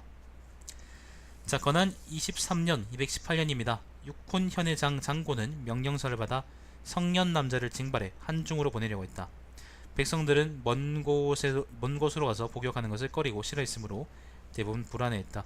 백성, 손랑 등이 병사를 일으켜 현의 주부를 살해하고 반란을 일으켰으므로 현읍이 파괴되었다. 장고는 10여 명의 관리와 부하를 데리고 호수의 거주지를 의지해 남백성들을 불러놓아 사직을 안정시키고 회복시켰다. 손랑 등은 마침내 남쪽으로 와서 관우에게 귀속되었고, 여기군요. 육혼이라 그래서 어딘가 싶었는데 그 남양 근처일 겁니다. 요 근처 어디 반란이 한번 터졌다가 그게 이제 관우한테 붙었다, 그런 얘기를 내가 본 적이 있거든요. 아마 그런 얘기일 겁니다. 자, 관우는 그에게 관인을 주고 병사를 주고 돌아가서 도적이 되도록 했다. 솔랑 등은 육혼 남쪽 장락정에 돌아와 서로 맹서하며 말했다. 호거사, 호소조, 호소는 현인이다. 누구든 그가 사는 부락을 침범하는 것은 허락하지 않는다. 이수 일대 백성들은 호수를 의지하고 있었으므로 모두 아무런 두려움이 없었다. 천하가 안정된 후 호소는 의양으로 이주했다. 의양도 매나 요 근처 어디입니다. 의양이 어딜까요? 여기 의양이긴 한데 한자가 다른데, 여기 의양이긴 한데 한자가 다르고 아마 이 근처 어디일 건데, 이건 의도고 그죠? 아무튼 이 근처 어디일 겁니다. 자, 아무튼 자, 정시연간입니다. 표기장군 조엄, 상서 황휴, 곽이, 산기상시 순의, 종육, 태복, 유억, 홍동태수, 하정 등은 연이어 호소를 천가하며 말했다. 호소는 천성이 진실하고 고결하면 나이가 들수록 성실하고 똑실합니다. 그는 현허하고 청정하고 소박하며 백의와 사호에 절조가 있습니다. 그는 마땅히 조정에 초빙을 받아 풍속을 바르게 하는데 힘써야만 합니다.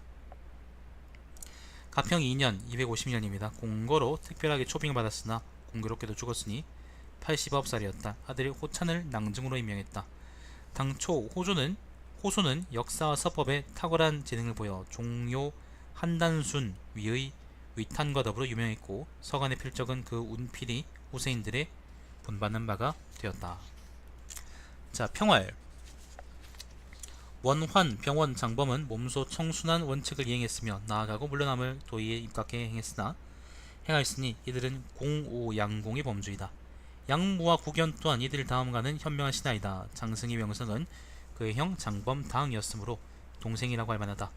전주의 굳센 절개와 왕수의 충정은 풍속을 바로잡을 만하며 관영은 아정하고 고상하여 확실하게 절개를 지켰다. 장전과 호소는 문을 닫고 절조를 지키고 세상의 영리에 영합하지 않았기 때문에 같이 기록한다 라고 했습니다. 네, 뭐 저는 특별하게 평 내릴 건 없습니다. 뭐 이미 그 내용이 저 충분히 이제 많이 나왔기 때문에. 자, 요까지가 이제 그 아까 좀 많이 길었는데 원장 양국 전왕 병관전입니다. 그 다음 열전은 이제 최모 서하 형포 사마전인데요. 최연 목의 서혁 하기 형홍 포훈 사마지, 이렇게 이제 또 되게 긴 많은 사람들의 열전이 한꺼번에 몰려 있습니다. 이것도 읽으려 그러면은 피토하겠네요. 자, 그렇습니다. 오늘 여기까지 읽고 다음 시간에 다시 또 읽도록 하겠습니다. 시청해주시면 감사드립니다. 제 방송은 유튜브의 달마시안TV에서 다시 보실 수 있습니다. 개인적인 소망으로는 좀 상서나 조소 같은 거 있잖아요. 그런 것 좀 안 났으면 좋겠어요. 그것 때문에 글이 좀 많이 필요 이상으로 많이 길어지는 것 같습니다. 자, 그럼 방송 종료하겠습니다.